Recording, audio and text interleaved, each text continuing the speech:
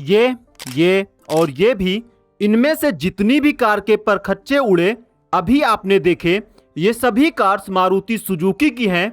आपको ऐसी हालत किसी दूसरी कंपनी की कार की देखने को नहीं मिलेगी।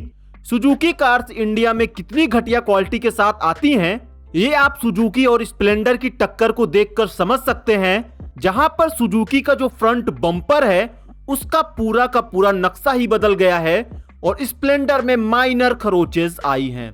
और आपने भी सुजुकी की कहीं ना कहीं ऐसी कार्स जरूर देखी होंगी जिनका एक्सीडेंट हुआ होगा और उनके परखच्चे उड़े हुए होते हैं। बाकी और किसी भी ब्रांड की कार आप ले लें, इतना बुरा हाल तो नहीं होता है माइनर एक्सीडेंट के बाद भी।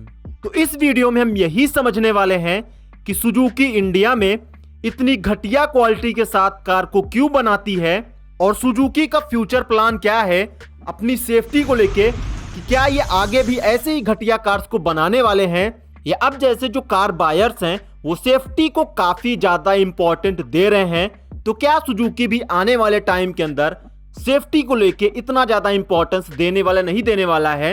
इस वीडियो में हम इन सारी चीजों के ऊपर बात करने वाले हैं। तो चलिए शुरुआत से शुरू करते हैं। सुजुकी इंडिया में 1981 में गवर्नमेंट की पार्टनरशिप के साथ इंटर हुई।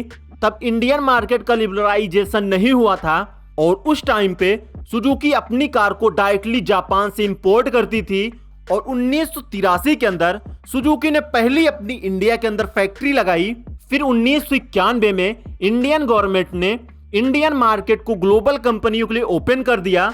उसके बाद जो कंपनियां ग्लोबली अच्छा कर रही थी उनको इंडिया के अंदर काफी जबरदस्त पोटेंशियल दिखा, क्योंकि सुजुकी इंडिया के अंदर काफी जबरदस्त ग्रोथ कर रही थी। उसी ग्रोथ को देखते हुए इंडिया के अंदर काफी सारी और कंपनियां इंटर हुई, जैसे फोर्ड, फोक्सवैगन, हुंडई और टोयोटा। ये सारी कंपनियां इंडिया के अंदर इंटर हुई, जिसकी वजह से इंडिया के अंदर जो कंपटीशन है वो काफी ज्यादा बढ़ गया और सुजुकी को ये डर सताने लगा कि कहीं वो भीड़ चाल के अंदर खो ना जाएं, क्योंकि अभी तक सुजुकी का ही डंका बजता था इंडियन मार्केट के अंदर।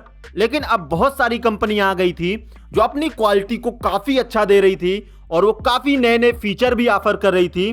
तो जहां पर सारी कंपनियां फीचर्स ऑफर और सेफ्टी ऑफर करने में लगी थी, वहीं पर सुजुकी माइलेज को बढ़ाने में लग गई थी, क्योंकि उस टाइम तक सुजुकी को यह समझ में आ गया था कि इंडियन बायर्स की जो प्रायोरिटी है वो फ्यूल इकोनॉमी को ही लेकर है, जिसकी वजह से सुजुकी ने अपने फोकस को सारी चीजों से हटाकर केवल इफिशियंसी और माइलेज को बढ़ाने पे लगा दिया, जिसकी वजह से सुजुकी ने अपनी कार की वेट को काफी ज्यादा कम किया। क्योंकि जब कार का वेट कम होगा और कार हल्की होगी तो उसकी वजह से इंजन के ऊपर कम प्रेशर जाएगा और जो फ्यूल है वो कम बर्न होगा, जिसकी वजह से जो क्वालिटी थी सुजुकी कार्स की वो घटिया होती चली गई। तो इसी वजह से सुजुकी की ऐसी हालत हो जाती है कि इनके परखच्चे तक उड़ जाते हैं। और सुजुकी ऐसा करे भी क्यों ना, क्योंकि इसकी वजह से सुजुकी को जो बेनिफिट मिल रहा था वो कहीं ज्यादा था।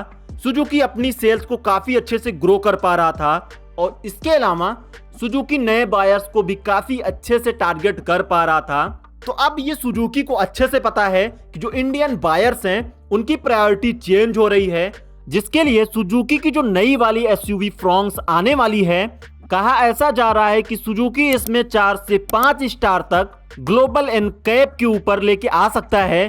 क्योंकि सुजुकी ने ऐसा क्लेम किया है कि इन्होंने हाई टेंसाइल स्टील का यूज किया है इसकी फ्रेम और प्लेटफॉर्म को बनाने के लिए।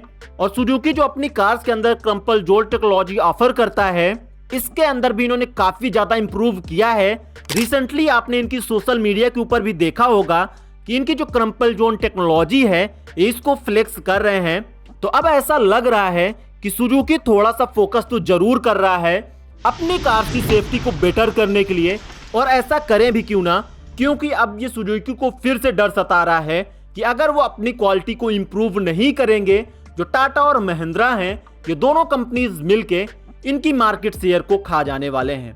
और ऑलरेडी टाटा और महिंद्रा जो हैं वो सुजुकी की मार्केट को खाने लग गए हैं। तो सन 2019 के अंदर सुजुकी के पास जो इंडियन कार मार्केट का शेयर था वो 51% का था और सन 2022 के अंदर जो शेयर है वो घटकर 43% का हो गया है। मतलब 3 साल के अंदर 8% की गिरावट ऑलरेडी इनके सेल के अंदर आ चुकी है।